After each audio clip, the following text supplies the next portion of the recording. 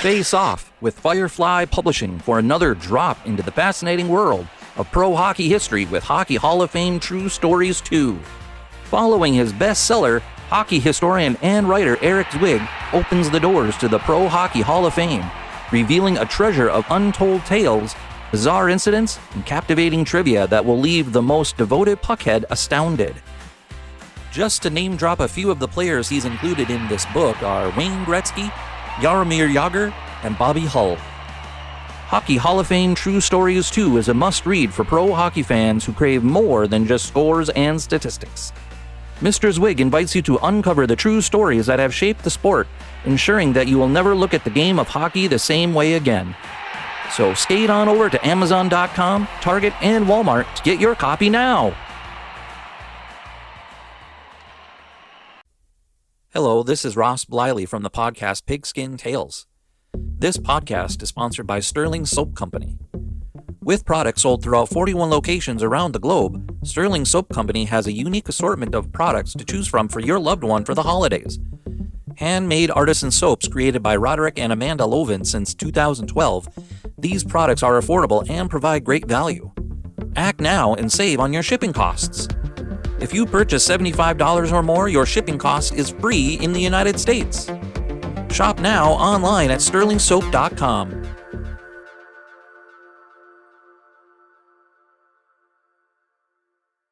This podcast is part of the Sports History Network, your headquarters for the yesteryear of your favorite sport. You can learn more at sportshistorynetwork.com.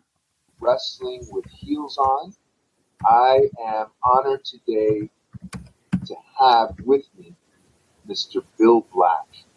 This is episode 24 of Wrestling with Heels On. Mr. Bill Black is with me today. Bill Black is a high school commercial art teacher at Omak High School in Omak, Washington. He is a descendant of the Okanogan Band of Indians. Hopefully I said that right. Bill, did I? Yep, did I say that right? Okay. You did, Okanogan. Okanogan Band of Indians, part of the Confederated Tribes of the Colville Reservation. Yes. Bill hosts a podcast called NDN All-Stars. That's NDN All-Stars, a very clever title for the show. It highlights and features Native American athletes, artists, and authors with the aim of enlightening the Native American youth to Native American sports culture, history, and heroes. Bill, welcome to Wrestling with You. Well, thanks, Ariel. Appreciate that. I'm glad to be here. Yeah.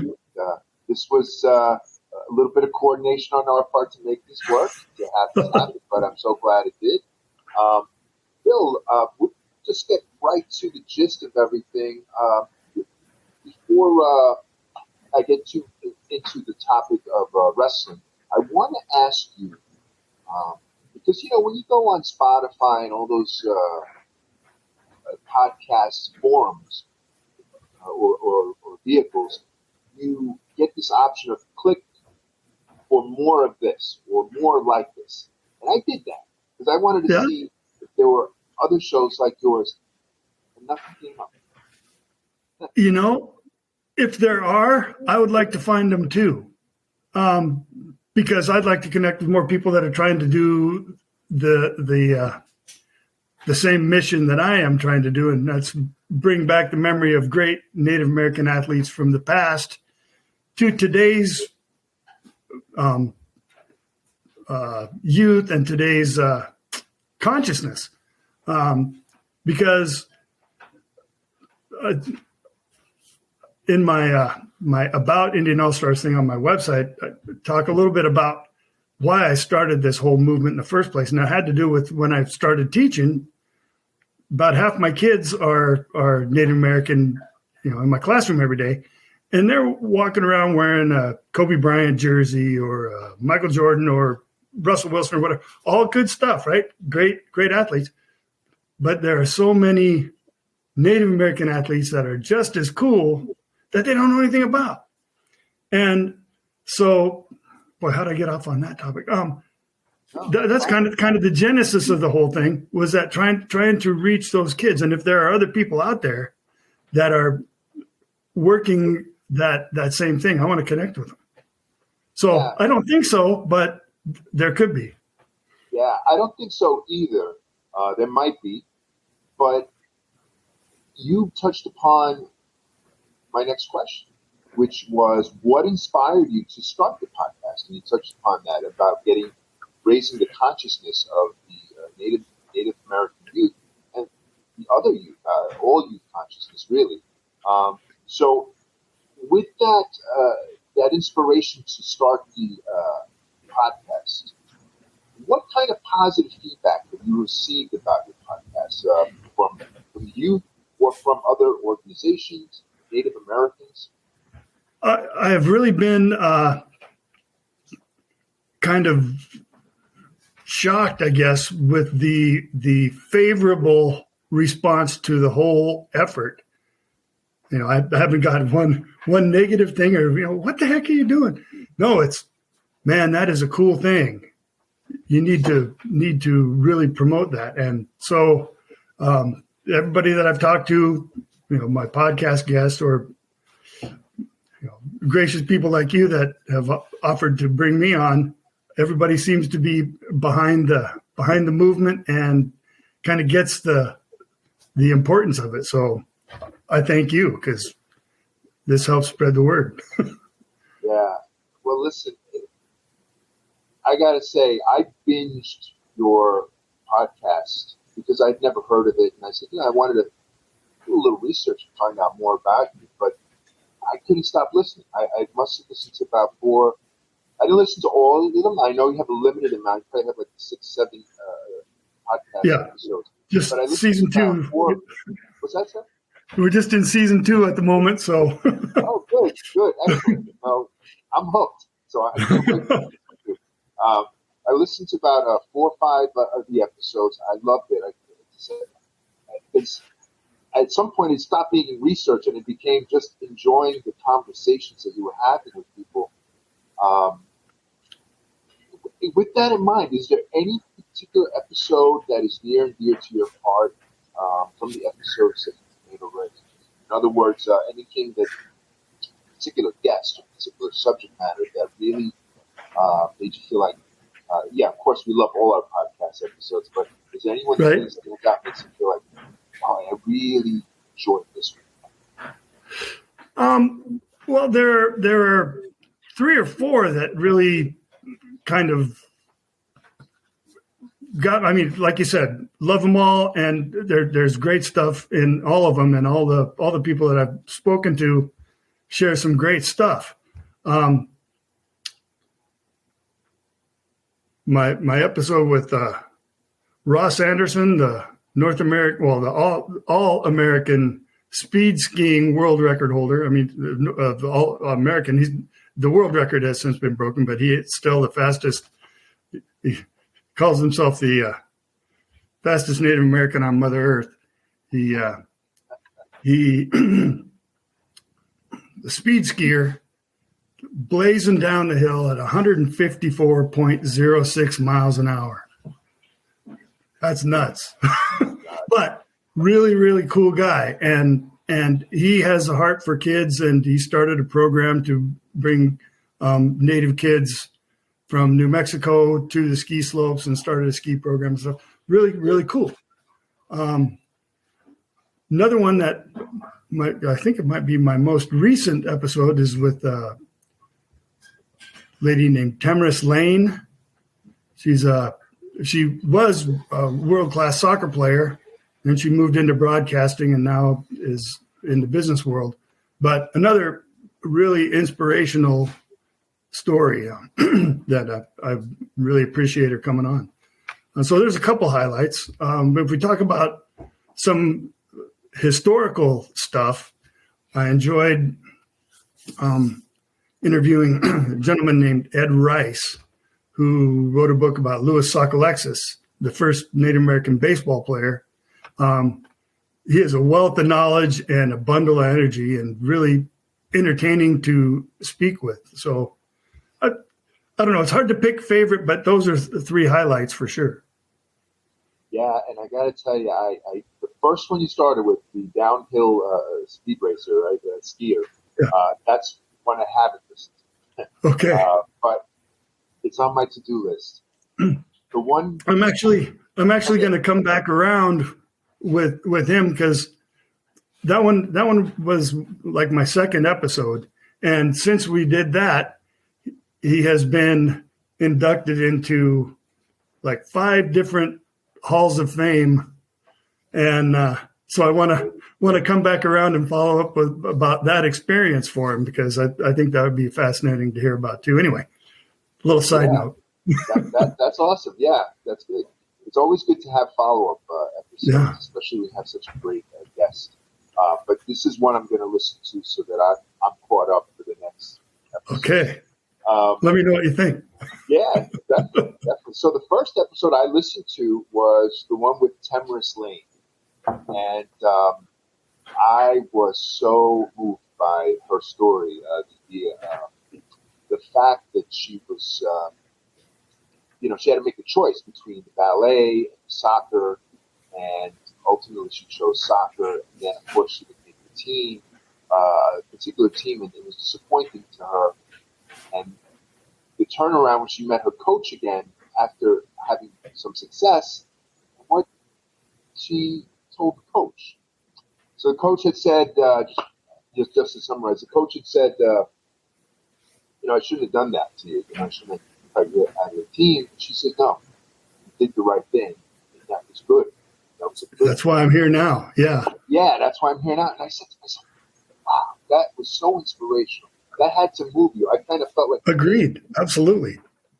Yeah. Because, she said she was devastated when she got cut, but because that working your whole life for that, but then to come back around and it made her that much stronger and that much better because she had a lot of adversity after that. And I think without that drive after getting cut, might not have made it through the other adversity. And that to me, that's the biggest takeaway is that she recognized and honored that process. Right. And Bill, when she was talking about adversity, I felt like there was a running theme, not just in that particular episode, but in a lot of the episodes, including in some of your backstory, is the lack of access to youth in terms of equipment, training. There was even another guest who wrote about golf on your show. And he talked about being a poor white guy in New Jersey and not having access to all the equipment like cleats, and that stopped him from his athletics. In other words, it wasn't given to him. He had to work for it, and access seems to be a recurring theme. How, in your opinion, how important is access to sports, and how do you think you can change the dynamics of access? Access to sports equipment, access to sports training. Boy, that's a good question. I know that when I was growing up, playing Little League baseball and soccer and stuff, that was a big challenge. Sure. I remember when I was a kid and we lived here in Nespelem, my dad was coaching our Little League baseball teams, and nobody had any money to buy any gear, so it was all donated stuff that, it's like the baseball gloves had some of the strings were broken, and for real, it sounds it's like the Sandlot, like 2 notches down. Yeah. I'm I can identify. I know. And so, of course, that was in the 70s. It was a little bit different than it is today. There's a little bit more funding available, and that all comes from, like, on the reservation anyway. The tribes are all being more business savvy and taking some control over their own situations instead of having the government to try and hand out stuff, right? So taking a little bit more self motivation, I guess, and investing in the youth, and that's a really big movement, and it has been probably for the past 10 years. And I hate to say, but particularly with the rise in gaming revenues, you say what you want about casinos, good, bad, whatever, but tribal casinos, at least the money's going somewhere. They can do some good stuff with it, right? So that is a big positive, I think, positive influence on being able to have programs for the youth. The community center here in Omak, it's a gym, weight room, place for kids to hang out after school and on the weekends kind of thing, just underwent a big renovation. And it is, I haven't been in it yet. They just opened it up about 2 weeks ago. It had been closed for a year and a half. And the pictures that I saw, boy, the basketball court looks like an NBA quality finish. I mean, it's really pretty nice. So historically, that was a big challenge, was having access to decent equipment. That's changing around now, and I'm excited to see how big of an impact that will have moving forward. Absolutely. And the reason I connect that with access is because I feel that, can you hear me? Yeah. Okay. So I feel that the access is what keeps people out of sports. If you grew up near an ice rink, probability of you getting into hockey is pretty high, right? Or if you have cold weather and ice ponds or frozen ponds. So, if you didn't have basketball courts, you might not have prospective basketball players. So link that up to the Native Americans. How much access they have to a sport would equate how much their involvement would be in that sport and their exposure to it and their participation. So, talking about the access, you do feel that it is getting better, right? Yes, definitely. There's been some major, like I said, it was kind of a focus shift, or I don't know, maybe it was always intended, but they just didn't have the funds or the resources to accomplish that, because when I was a kid, we certainly didn't see it. But now, like I said, now it is a major effort. At least I know around here. I'm assuming that's the case across the country. I can't speak for everybody, right? But that is my observation anyway, and I think that it's a great thing.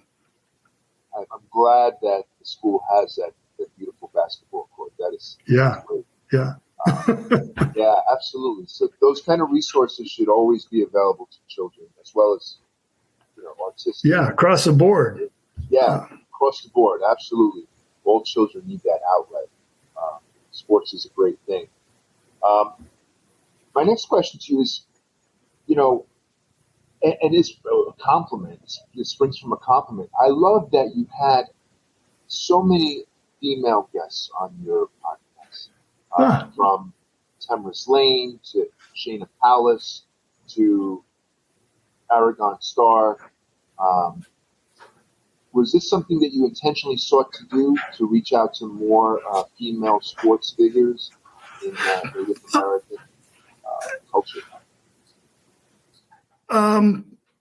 No, I didn't really. That wasn't really an intentional thing, other than just viewing it from the standpoint of, well, Native girls need someone to look up to too. But it wasn't.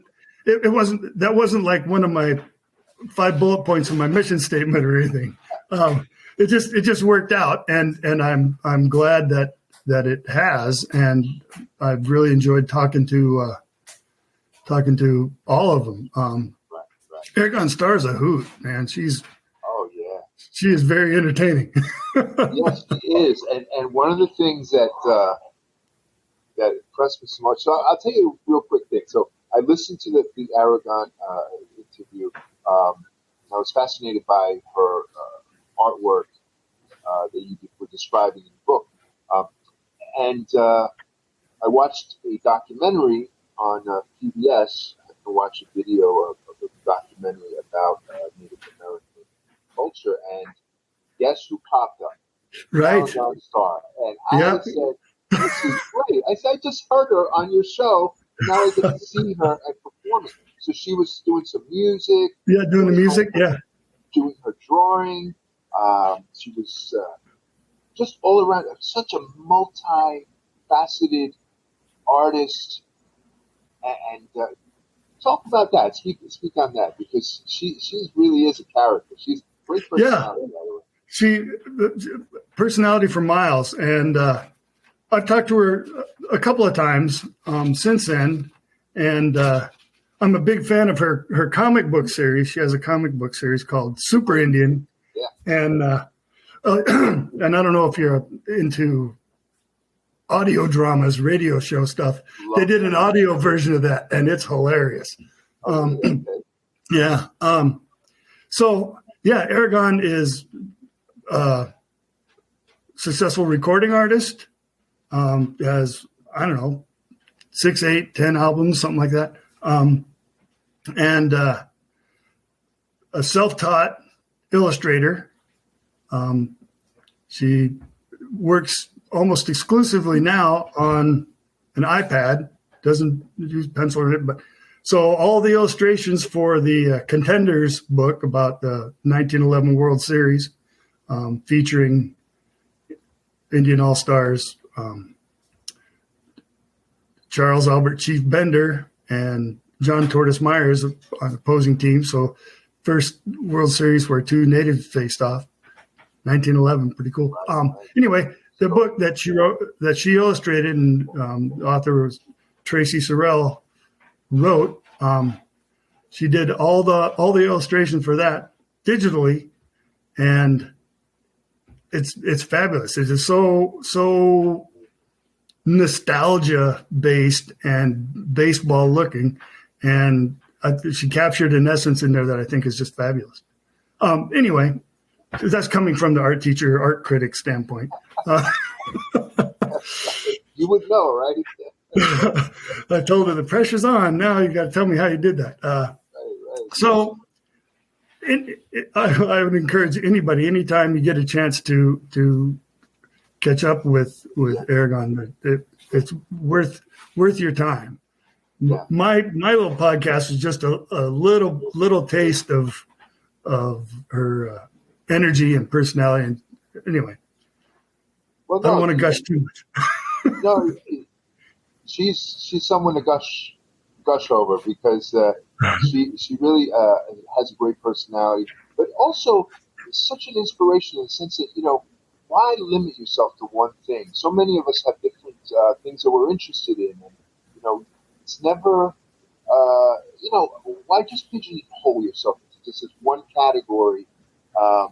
And I like that, because it really talks to what you're talking about. That so many people want to define a group of people, want to define an individual and say, this is where you are, this is the box you stay in, and you're not allowed to go any further. But here she is, breaking down all those barriers and saying, no, I can do this, I can do that, and I will do them all very well, if not excellent. Yeah. So I love that about her. And then she said another thing that was really poignant. She talked about how, all this equipment and all this technology is at your fingertips. Go ahead and go out there and get it. This is what I use. We all use it. Go ahead and do your stuff. Yes. Stopping you. That was actually, I just this school year, I just started a new class on digital art, and she was part of my own little personal inspiration and drive to make that happen for the kids around here.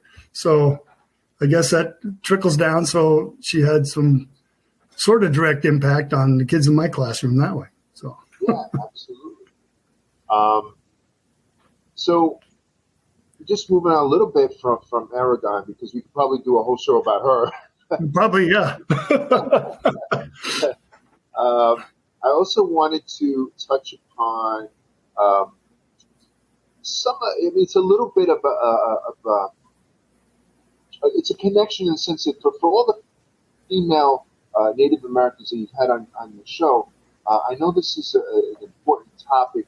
Is the MMIW situation? Mm-hmm. Is that right? The MMIW Yeah. situation. It's not a situation; it's a crisis, really. But can you talk more about that? Because I learned that yesterday when I was listening to one of the podcasts, and I didn't know about it. So I'm not saying I don't know about it. Nobody knows about it. A lot of people, I'm sure, know about it. But I don't think the consciousness is raised enough about what this means to Native American women and Native Americans. Yeah, well, I'll tell you, it's a horrible statistic, and I don't know the numbers, but I have that available here. Bill. Excellent. I'll look that up real quick. I won't. Yeah. I apologize for interrupting. So, according to the National Crime Information Center, it reports in 2016 there were 5,712 reports of missing American Indian and Alaska Native women and girls, though the U.S. Department of Justice has said that they've only logged 116 cases. But this amounts to something like 22% of the Native American female population, and this is very high. These numbers are incredible. So yes, speak more about that so that we are more aware of what's going on.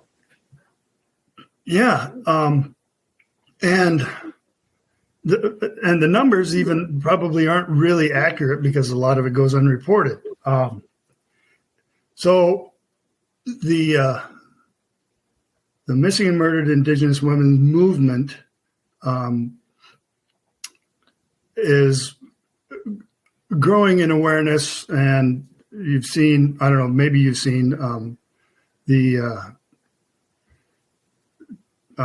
National Hockey League at one point had orange jerseys because orange is the adopted color for that movement. Forgive me, I don't know the significance of the orange. I probably should look that up, but I don't know. And then you've seen the red.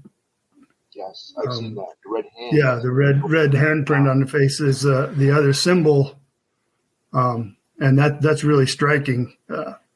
And when that first came out, the first time I saw it, there was a high school track runner girl from, I think, was it in Idaho? I forget where, but I remember seeing on the news that she won the state championship and was running with the handprint to bring awareness. She didn't really talk about it, but when people asked, like her parents said or whatever it was, that was the initial story, I believe. But it's a horrible situation, and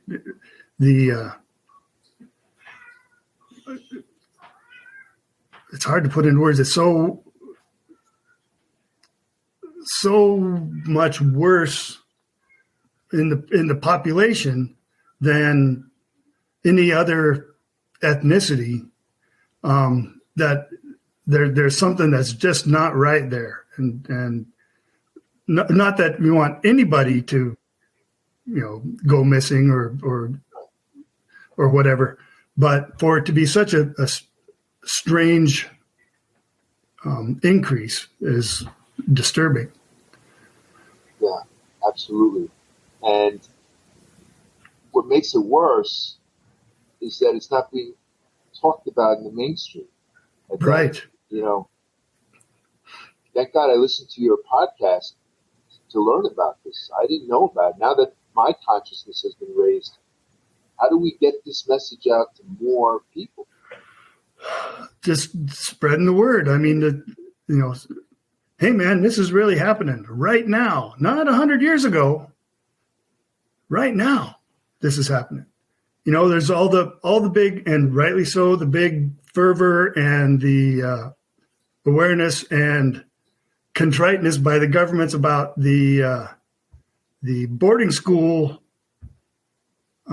grave sites and all that stuff.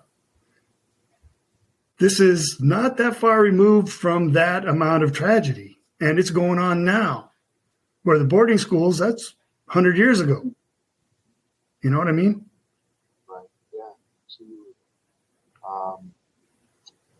So I really think that when you have female athletes on, it really connects the issue with their consciousness of it, and the fact that they're putting, like you mentioned, the track runner who had the hand over her face, the red hand symbol.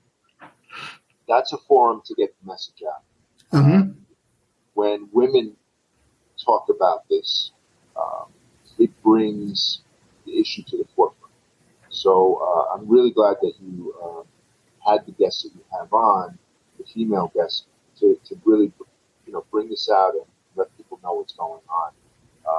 So thank you for speaking a little bit more about this to kind of raise our consciousness. Hopefully, if there is anybody listening to my podcast, hopefully they'll hear this.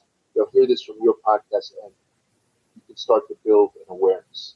Well, thank you for helping spread that message, because it is vital. So thanks. Absolutely. Very important. Another important topic is the topic of Indian mascots, or the appropriation of Native American people as mascots in professional sports and collegiate sports as well.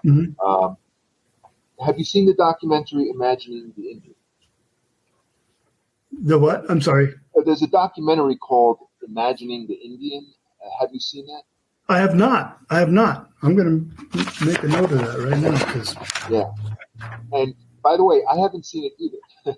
Okay. So, how I came about it was because of your podcast. I started doing some internet searching, and I was interested in the topic to begin with. And then I found out that there was a documentary that was on Netflix. I believe now you can see the documentary on Prime, on Amazon Prime.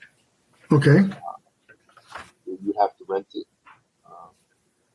But the documentary is about the use of mascots, particularly focused on the Washington, and forgive me for saying the Redskins, the Redskin team.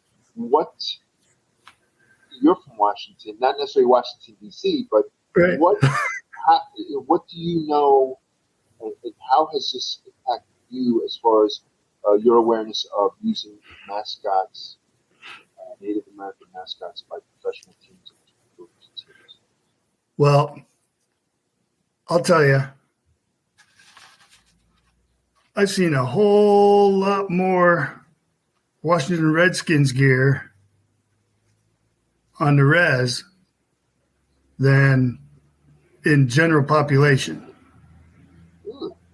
And this is my observations. I'm not speaking again for Indian country at large. I know that a lot of let's put it this way. I only know a very, very, very few people personally who had any qualms or issues with that name. We're pretty far removed from that term being derogatory in everyday speech. At one time, it probably was.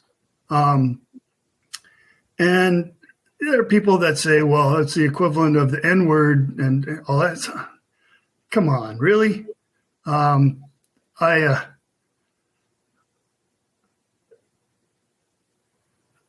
Now let's talk about the Washington Redskins versus the Cleveland Indians. The presentation of the mascot image, totally different. The Redskins logo, proud, strong warrior image. That's pretty cool. That's something you want for a mascot, right?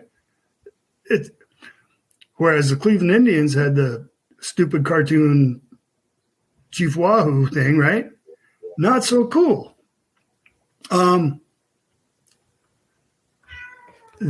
I know this is a hot topic all over the place, and I'm probably going to get myself in some hot water with one side or the other on this. But I think that, yeah, there was a place in time where that was a cool thing, and I don't know that it was necessarily derogatory or anything, because you want to pick something as a mascot that's fierce and strong, and we're going to win. And hey, I'll be on that team anytime. You know what I mean? You don't want to pick a mascot like, the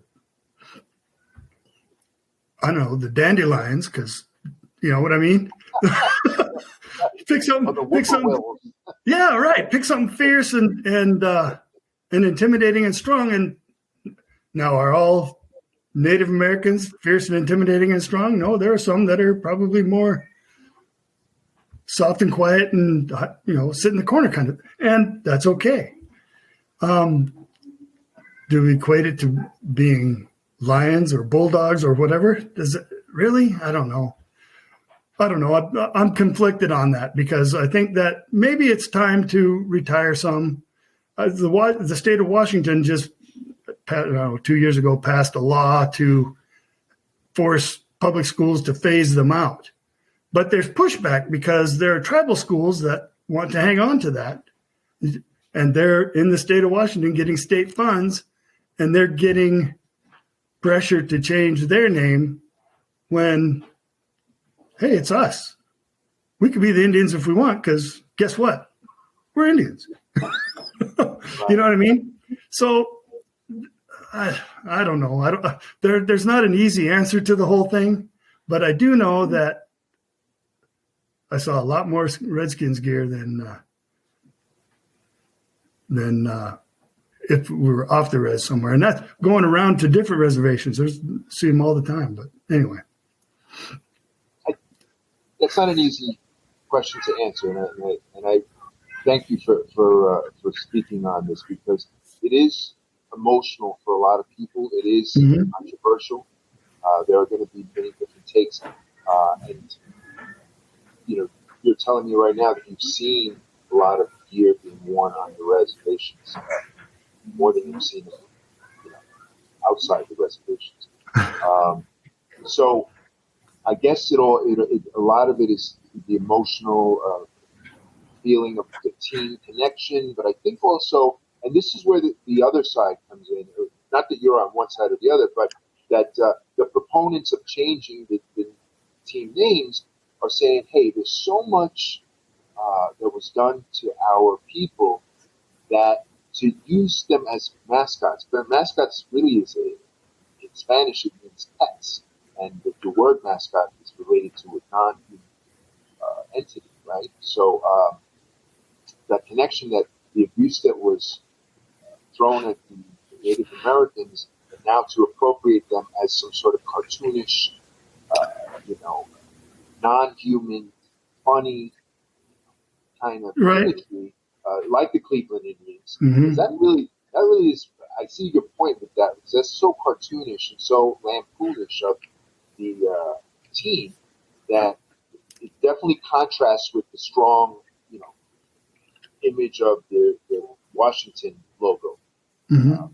But I think in general they're saying, hey, however you use it, it's just wrong to use our imagery, our culture for your team, and I totally get that. I think when they equate the N-word being used, it's like saying, hey, if we wouldn't stand for that, why would we stand for this derogatory Redskin? Yeah. Just as derogatory. And, so a sports writer said, and I believe he's one of the producers of the movie, he said, look in the dictionary. There are so many nouns in the dictionary. Any one of those nouns could be used for a team name, you know? Sure. You know, and he used the example of women's basketball, liberty, the spirit, you know, all these interesting, Right. mystics, right? So you use any of those names, I those get are it. just as strong as any cultural image. Sure. That's a good point. I will say That was this. a good point. So the minor league baseball team here in Spokane, it's the Spokane Indians. However, if we're talking about presentation and making that whole thing work, they sat down with the Spokane tribe here in the region and worked out imagery, colors. They even have their name on their jersey written in the Salish writing as respecting that, you know, the culture. And that, to me, is really cool. That makes me want to get behind them all that much more, because that's doing it right. So there are ways through that. And I think, you know, there's a big pushback right now with the Redskins image, or the Commanders traditional logo, let's say. I think that was a term I came across the other day reading this article. To bring back that image and maybe change the team name to the Warriors, because it's the word Redskins that really was the driving crux. It wasn't necessarily that image. It was the term Redskins, because historically that was a derogatory term. So that would be an interesting maybe solution to that one. I don't know.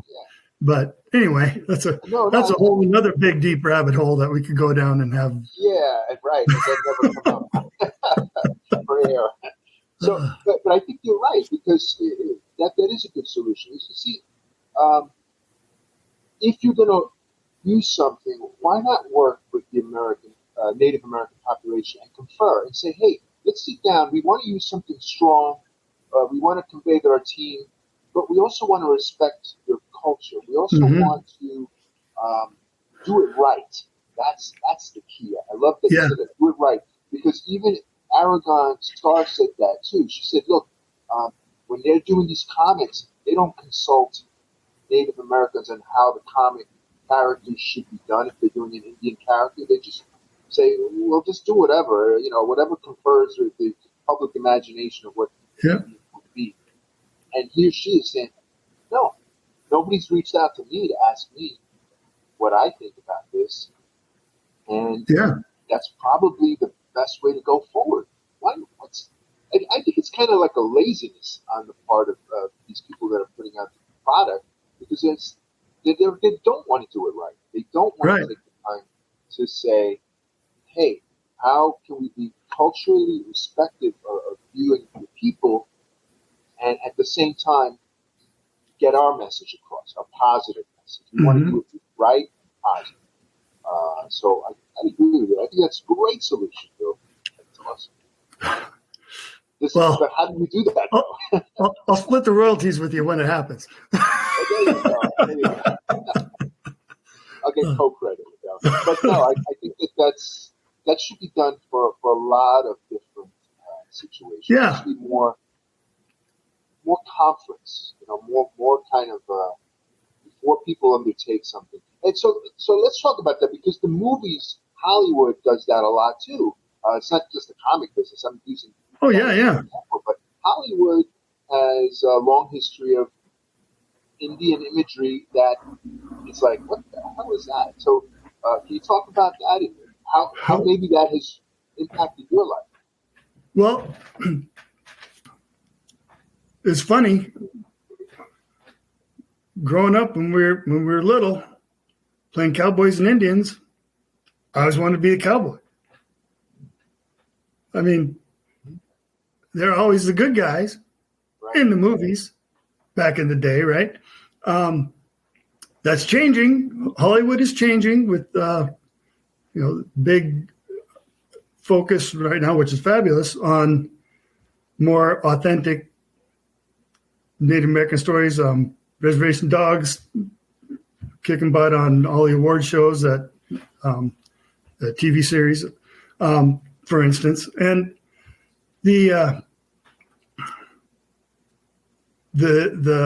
whole Hollywood thing, particularly back in the 30s, 40s, 50s Western shows, there's like one Indian, just different face, but one Indian, right? And always presented the same way. And there were two. There was one with one feather and one with the headdress.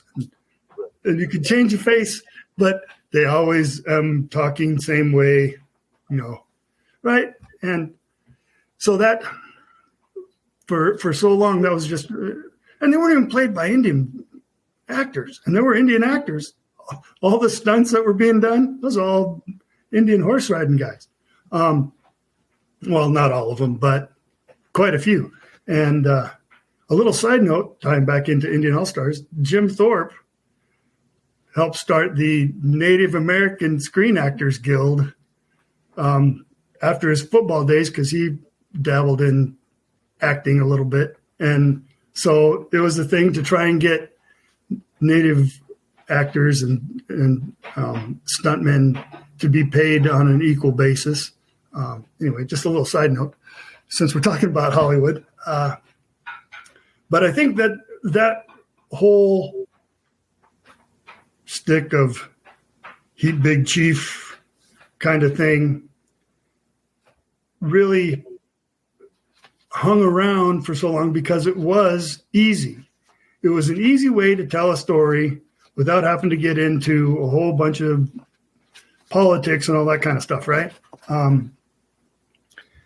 And so the Indians raid the thing, burn down the cabin, and they're the bad guys. There it is, cut and dried. We know who the good guys are. We know who the bad guys are. But the Indians were always the bad guys. Yeah. They always were the bad guys or the silly, goofy characters. Even look, I loved the Lone Ranger, right? I loved the Lone Ranger, and that was one of my favorite shows growing up. I didn't know that Tonto, the Spanish word for Tonto is dummy. I didn't know that either. yeah. Tonto in Spanish means dummy, right? Dummy. Okay. Wow. And I didn't know that. I was thought Tonto was very cool, but I just didn't know that was the derogatory name.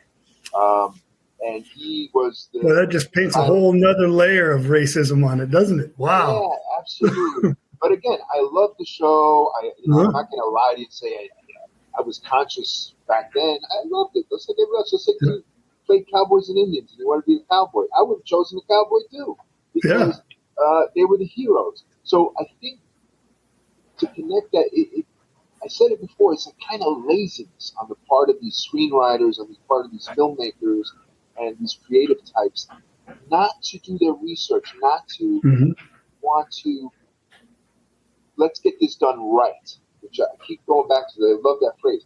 Let's do it right. And nobody cared. Today is a different story. And maybe we could talk about this too. There is a sense of wanting to do it right. And for everything that people say about this generation, they don't know what it was like and they got all this technology. They're on a different path. I feel like their consciousness is being raised to a level that ours was not. Maybe we can talk about that, having moving in a more conscious direction, trying to put an end to some of the stuff that we were ignorant about. If you feel that way, I don't want to put words in your mouth. No. Well, I think that definitely the representation and the accuracy of accounts and presentation is really has really come a long way, and there's still a ways to go. But like we're talking about, there's a big surge in Native American representation in Hollywood and the media in general. And that's not all bad. I mean, it's sort of in there are a few movies in the past that had reasonable representations. And, you can say what you want about the historical accuracy of Dances with Wolves, but the presentation was certainly not derogatory towards Native Americans, right? Same thing with the small band of people in the outlaw Josie Wales movie back in the day. Couple of my favorites from time gone by, but in today's world, even those would be viewed a bit stilted and a bit through a little bit of if you look under a magnifying glass, probably not as great as they seemed at the time.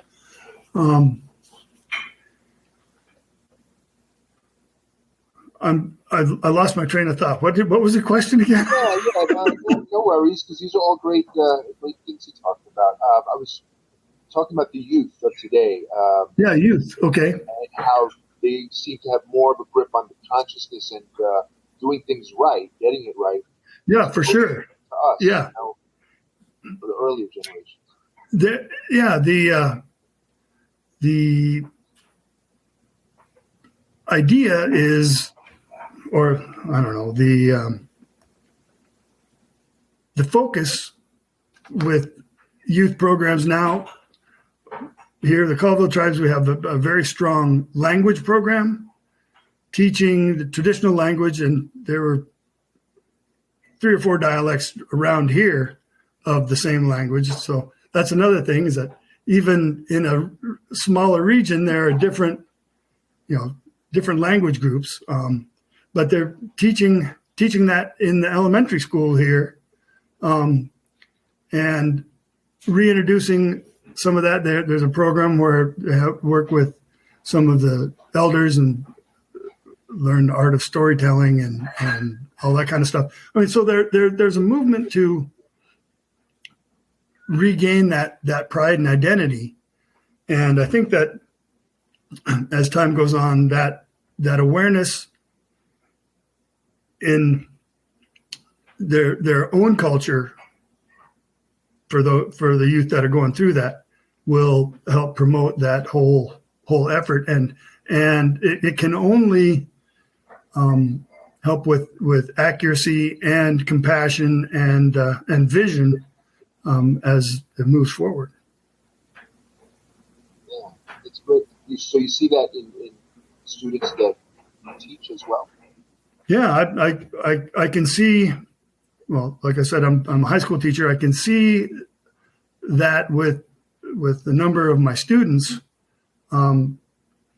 where if I think back to when I was their age, we weren't as in tune, or I don't want to say don't care, but we weren't plugged in to the level that they are now, and I think that's great.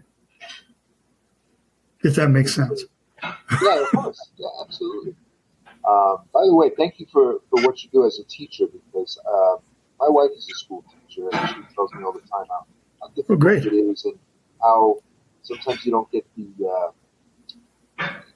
acknowledgement for how much work is involved with kids, as well as the rewards. But thank you for what you do as a school teacher. I think it's a noble profession, and we need more. Well, so, thanks. I appreciate that. Yeah, absolutely. So getting into the pro wrestling aspect of the show, right? Yeah. Lest we forget about that.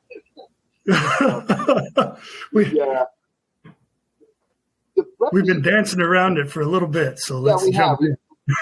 We've been dancing with wolves and around the topic. But no, it brings it back home, because ultimately When I was growing up, I told you about the Lone Ranger, but when I was into wrestling, or my wrestling from my early years, I loved Chief Jay Strongbow, Wahoo McDaniel. These were great wrestlers. I enjoyed their look. I enjoyed the gimmickry, which was Chief Jay Strongbow had something where he'd go into the warpath, and the fans were actually cheering for him to do this, and he'd get into the warpath, and that's when he was getting all revved up, and he was going to take out the opponent. Yeah. That's you couldn't get any higher than the warpath, and we were cheering for that. We were into it, but you find out later on that Chief Jay Strongbow was not Native American. He was Joe Scarpa, an Italian from Nutley, New Jersey, Right. Who was not authentic. And even though his tag team partner, Jules Strongbow, I don't know if you remember them, Jay Strongbow and Jules Strongbow. I remember Jay. Well, Jules was his on screen. It was his fake brother in wrestling, and he actually was Native American. He is Francis Huntington. He was an enrolled member of the Oneida Nation. Oneida, in New York. Mm-hmm. Yeah, no, the Oneida. Did I say it? Yeah, Oneida. That's where they're from, is in New York area. Yeah. Oh, they're originally from. Okay, great. Yeah. Sorry about my ignorance. No, that's okay. So, Francis was actually a true Native American, whereas Joe Scarpa was not. He was somebody playing Native American. So my point is, talking about this, is that how do you feel when you find out that people have appropriated the Native American imagery to pass themselves off as Native American in order to,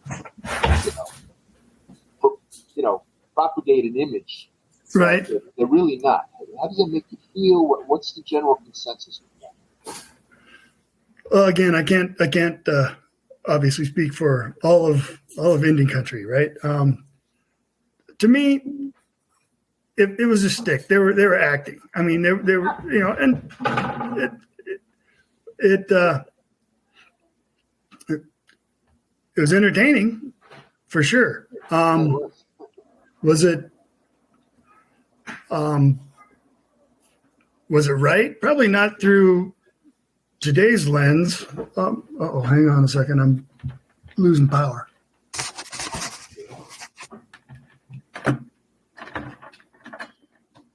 You're fading out on me. Let me plug in here real quick.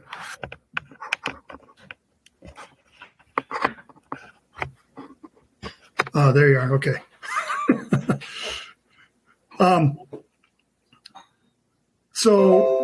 So with that in mind, the entertainment factor, it's basically acting. It's Hollywood. It's trying to sell tickets. It's trying to make a spectacle, right?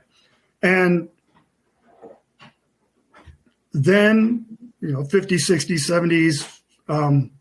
Well, even now, I suppose, with Chris Chavis and those guys, the mystique of the whole powerful Indian thing, it has some gravitas. It has some attraction. Is it right for somebody who isn't Native American to take that on? Probably not today.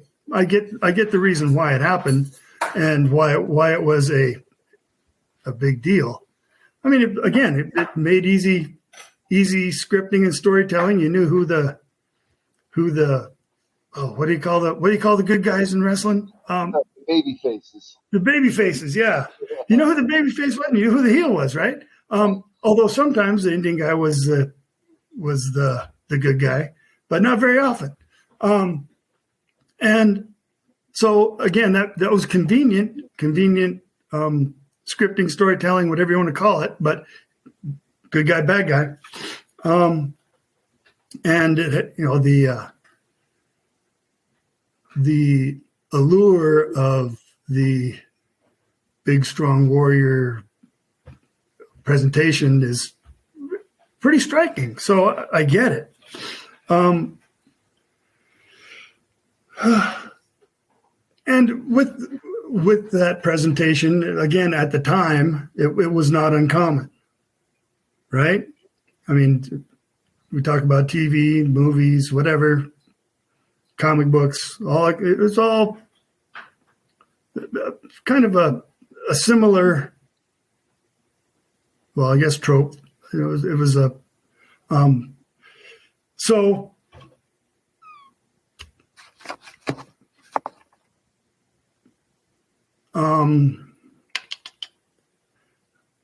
Again, I think it could work with the proper consultation, and it's like Chris Chavis, Tatanka is actual Native American, and while he has used that as part of his thing, it's not quite as over the top as Wahoo McDaniel, right? Right. Wahoo coming in with the big headdress. Did he really have the status in his own tribe to wear that? That's something I haven't researched, and I don't know the answer, but that's the question. Because that is part of your status. It's like, well, I won't quite equate it to, but it's like wearing the crown when you're in England, right? I mean, as a dumbed down version of status, and not everybody on the res is walking around wearing a headdress, right? Right. Yeah. So if you somebody equated that to maybe this might be a good comparison, right? Analogy. This could be a good analogy. Is imagine they have a Jewish wrestler, right? And the Jewish wrestler wears a yarmulke, right? Mm-hmm. Or he wears something that is only for a particular religious person within, and that makes people feel like, oh, well, all you have to be is Jewish to wear that particular. Right. Yeah. Yeah. And then you find out there's a lot more involved. Right. Very much the same. That's exactly the point I was trying to hit. Yeah, good. Yeah. So we don't know whether Wahoo McDaniel would be really walking around with that kind of headdress on a regular basis, but he is wearing it everywhere he goes. Yep. So like I said, in the movies, there was the one feather Indian who was the flunky, right. And then there's the headdress guy who was the boss.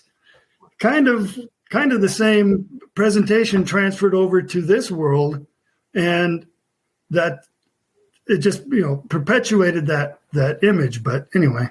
Yeah. And to be fair to Wahoo McDaniel, just to make the contrast between him and Chief Jay Strongbow, Wahoo McDaniel was an actual Native American. He's Choctaw, yeah. Choctaw Chickasaw tribe. Mm-hmm. Yep. His real name was Edward Hugh McDaniel. Yep. Also a former football player. That's how he football player. Yeah. Funny thing about his football, when he was it with the Jets? I forget. One team in the NFL let him, instead of having McDaniel on his jersey, they let him have Wahoo. So he was Ichiro before.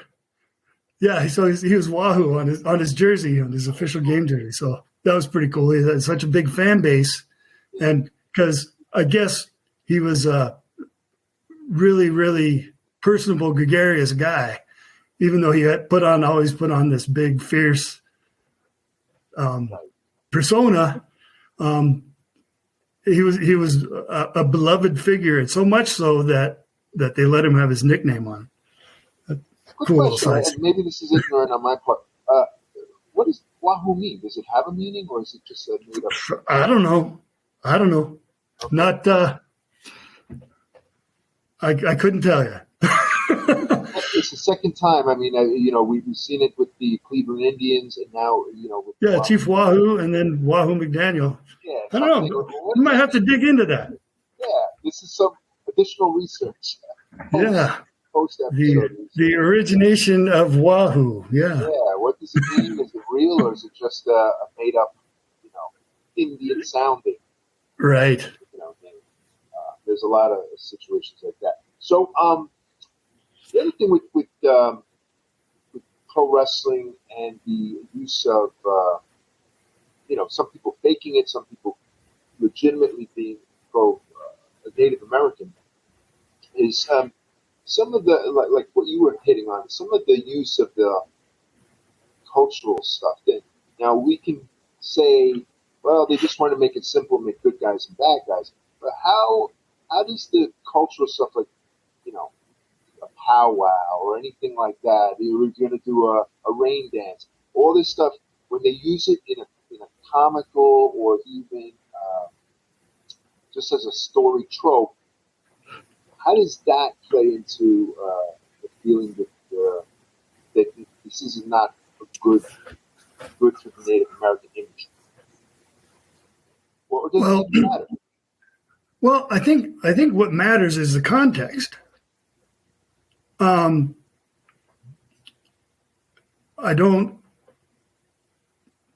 trying to think of an example where it could have been used wrong. But, the sacred pipe and all that kind of stuff, sure would be easy to throw that in a Cheech and Chong movie and it'd be totally misrepresented. And, you know what I mean? Yeah. So something along those lines, not cool. Not that I know that has happened or not, because I'm not familiar with it. But I was just trying to think of an extreme example of what would not be cool to do. But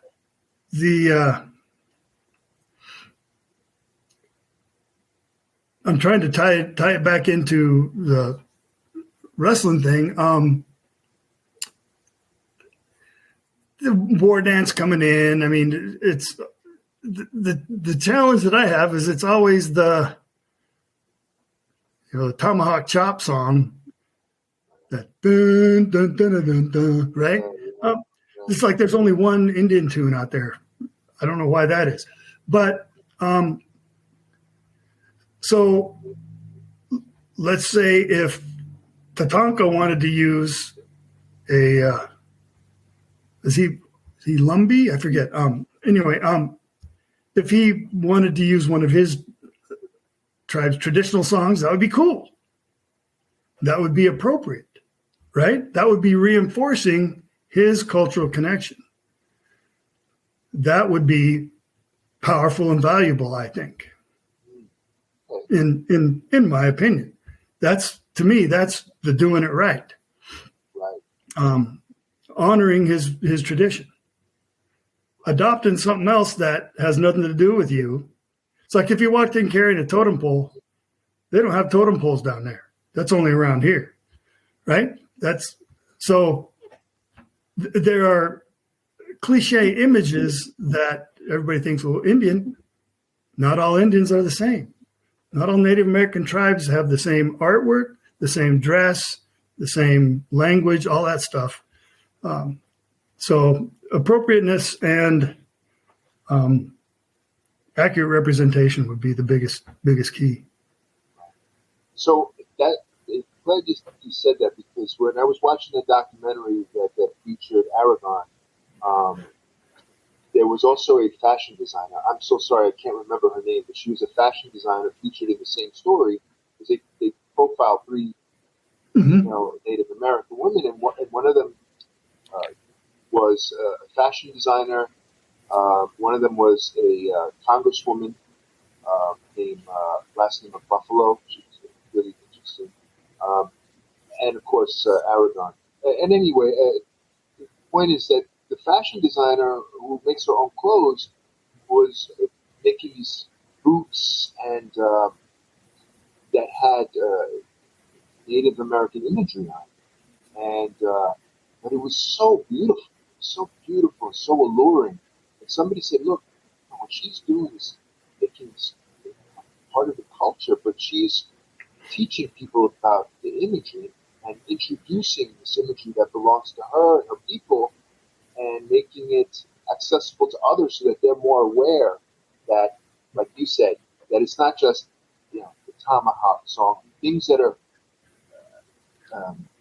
simple, easy ways to connect to Native Americans as opposed to learning more, exploring the different aspects of the tribes and what they want to make people aware of, right? The Tonka issue is a good example of how he's using his own tribal nuances to promote the tribe, right?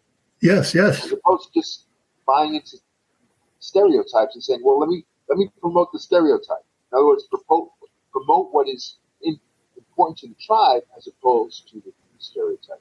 And I guess that's what I'm trying to say in too many words is it's better to, if you're going to do that, to do it so that you raise awareness or introduce a concept as opposed to perpetuate that concept. Right.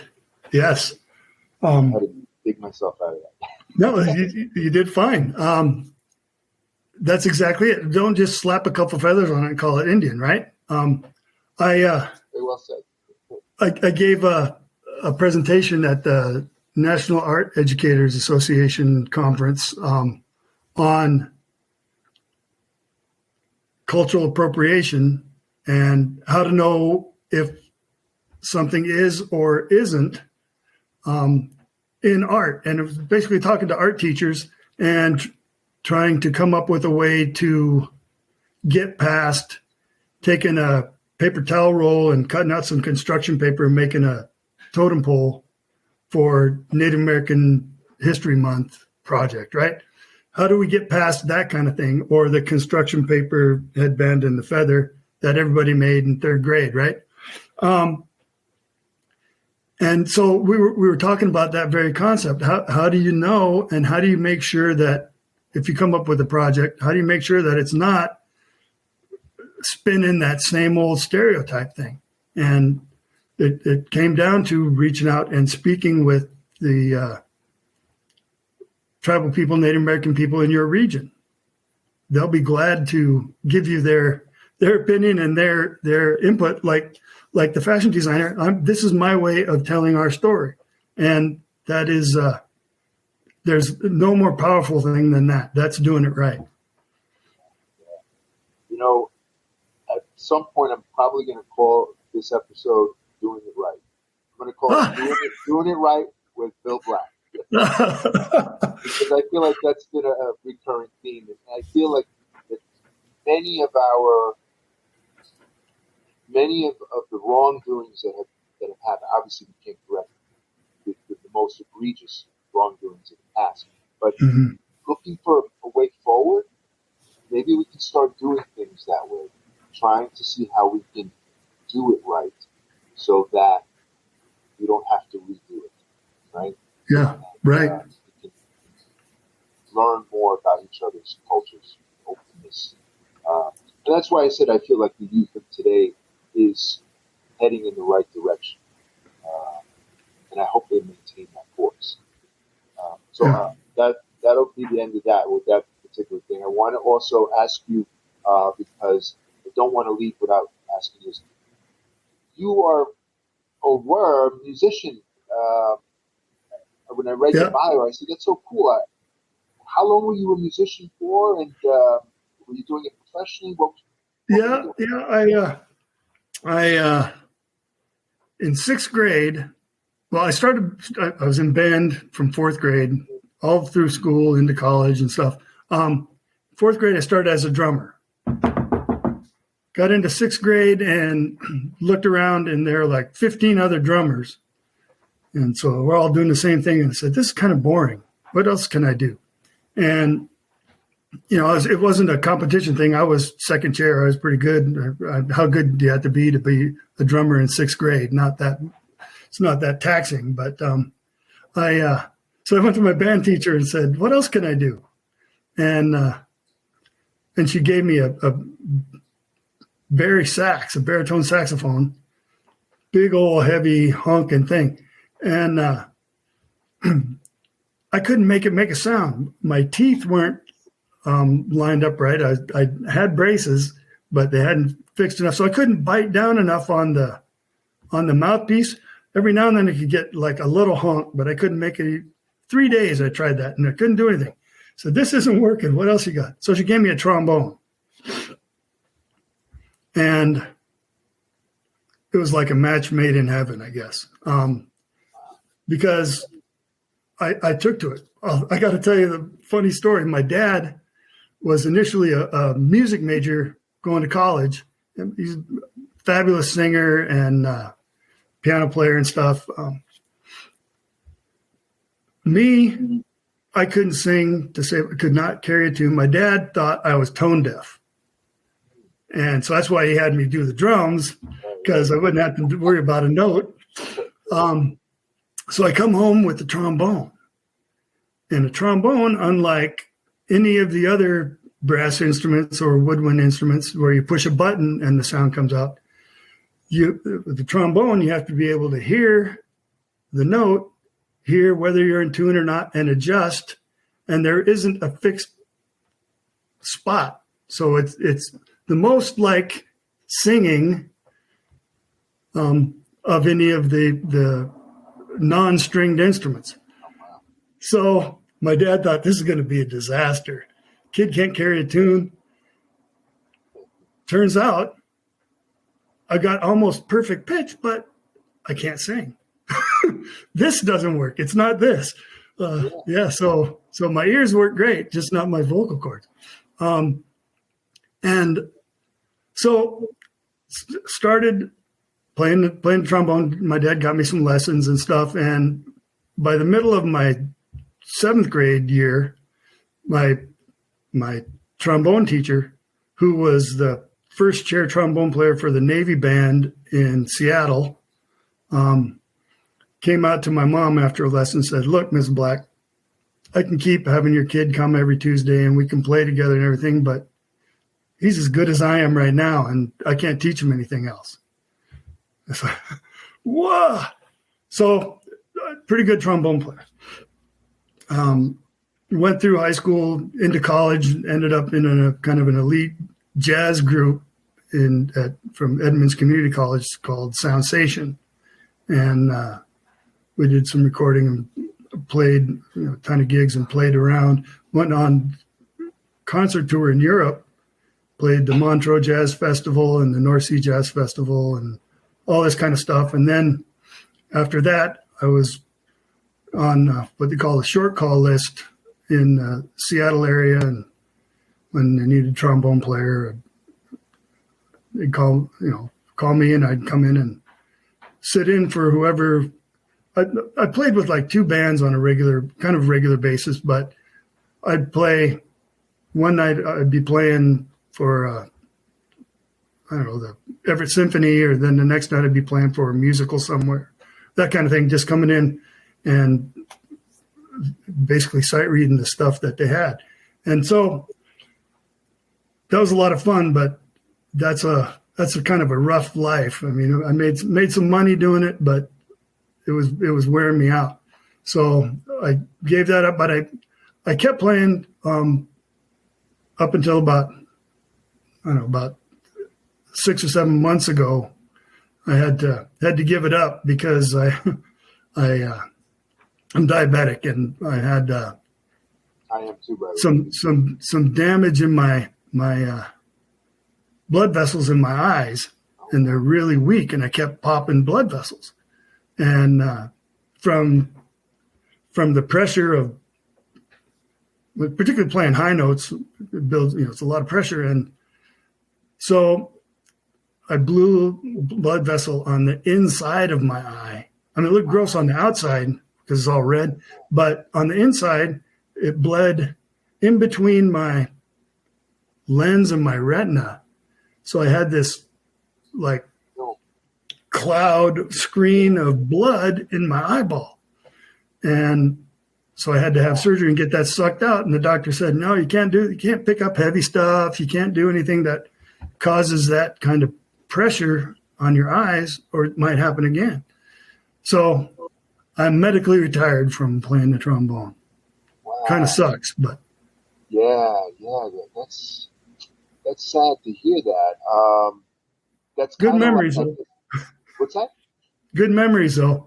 Oh, of course. Yeah. Yeah. But it's sad that you would have to give up something you love because it can affect you physically. It could physically harm you. I imagine that's would be like a singer who's losing his hearing, right? Or maybe playing in a rock band. You got to stop doing that music because otherwise you're going to go completely deaf. Yeah. I think about I really like this guy, the lead singer Brian Johnson of AC/DC. Yeah. He had to stop singing and performing with AC/DC because he just about lost his hearing. Yeah. Luckily, he was able to get that back and correct that a bit. Huey Lewis also has that same thing. Oh, really? Yeah. Okay. I like him too. Wow. Yeah. Yeah. So, I'm sorry to hear that, Bill. But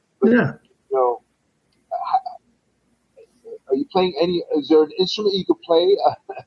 Obviously, they won't affect. Yeah. Well. Yeah. I could go back to the drums. That doesn't. But I have a guitar. My dad was actually building a guitar. Before he got sick and passed. So I had this guitar body, and a buddy of mine from elementary school makes custom guitars. So I took this rough chunk body of a guitar that my dad had started and gave it to my buddy Rick Nerby and said, what can you do with this? So he made me one, and I am going to start learning how to play the guitar because I got to do something. So the guitar that my dad started and my buddy Rick finished. That's awesome. And you're going to play it. That's awesome. That's great, Bill. Bill, our time's running out, but I wanted to touch upon this story because when I heard it, and it goes back to Ed Rice, when Ed Rice was talking about the baseball player. Can you tell me his last name again? Louis Sockalexis. Yes. Sockalexis. Louis Sockalexis, and the story was he's, I guess it's a tie game between these two Connecticut teams, and it's up to Louis. He's up at bat, and the team he played for, the former Connecticut team that he played for, is just booing him, but not just booing him. They're calling him all kinds of racial epithets. Yeah. I think Ed Rice said something that it was 10 times worse than anything that Jackie Robinson would have heard. Yeah. Mm-hmm. So he's getting all these epithets, and in the midst of all this, a little child in the stands turns around and says to somebody else, "How would you want to be the Indian? Right? How would you like to be the Indian?" And everybody's laughing, right? They're laughing. Yeah. And then Sockalexi, it's a home run. Yep. It's a home run, goes right over the head of the center fielder. After he runs the bases, I think he only got up to second base because he had difficulty running. But the little boy turns around to everybody and goes, "How'd you like to be the Indian?" Yeah. Everybody clapped. It was a totally different tone. Yep. But the point was, wow, we did it. Okay, now, yeah. I heard that. I was so moved by it. I thought it was beautiful. Isn't it? And isn't it, well, see, part of that is the whole groupthink kind of thing, right? Oh, somebody started cheering, "Oh, yeah, and he played for us, you suck, blah, blah, blah." And then everybody rides on that. But they forgot how good he was. Right. And he said, "Okay, I'm going to show you." And then, oh, yeah, that guy. And then the kid's like, yeah, that guy, right? Yeah, pretty powerful. Oh my God, yeah. It's actually making me tear up now. So, Bill, it's been a pleasure having you on. Is there anything, just to quote something you always ask at the end of your podcast, is there anything I forgot to ask you, or anything you want to say, before the end of the show? Well, I don't know, but thanks for stealing my material that I stole from Dan Rather. So that's good. Let's keep it going. Sure. No, I guess anything that you didn't ask me, no. But I guess I'd like to leave the whole thing with I think the representation and the imagery and public awareness of Native American culture in today's world is improving and is growing in a positive way. And I want to thank you for helping spread that with your platform as well, because it's long overdue and it's a worthwhile effort. So thank you. Well, Bill, thank you for your podcast. I am so glad that Arnie put your name out there. I hope you get interviewed by more of our podcasters. I learned, and I'm going to learn. I think you put me on a path of learning that I want to continue to travel down, to learn more about Native American culture and the Native American experience overall. And I thank you and your podcast for doing that. Please continue to do it. Congratulations on season 2. I hope I know it's going to be as good as season 1. And thank you for what you're doing. It's very important. All right, Ariel. Thanks a lot. I appreciate it. That means a lot. You got it. Enjoy the rest of your day, my friend. You too. We'll catch up down the road. You got it. This podcast is part of the Sports History Network, your headquarters for the yesteryear of your favorite sport. You can learn more at sportshistorynetwork.com. Hey there, sports history fan. This is Arnie Chapman, a.k.a. the Football History Dude, and I hope that you enjoyed this recent episode presented by the Sports History Network and were able to learn some good old-fashioned sports history knowledge nuggets. I started the Sports History Network back in 2020 with the mission to help podcasters find a community of like-minded sports history nerds, as well as helping aspiring podcasters to start their own shows. We have a little bit over 30 shows on the network right now covering all sorts of sports history, but as far as I'm concerned, we're just at the toothpick in the ocean moment, that can't even figure it out because there's so much more coming. We wanted to create the ultimate headquarters for sports yesteryear, starting with Podcast Network and our website, but we're going to continue to move into other mediums as well. And here's the cool part, because we want you to be part of our team.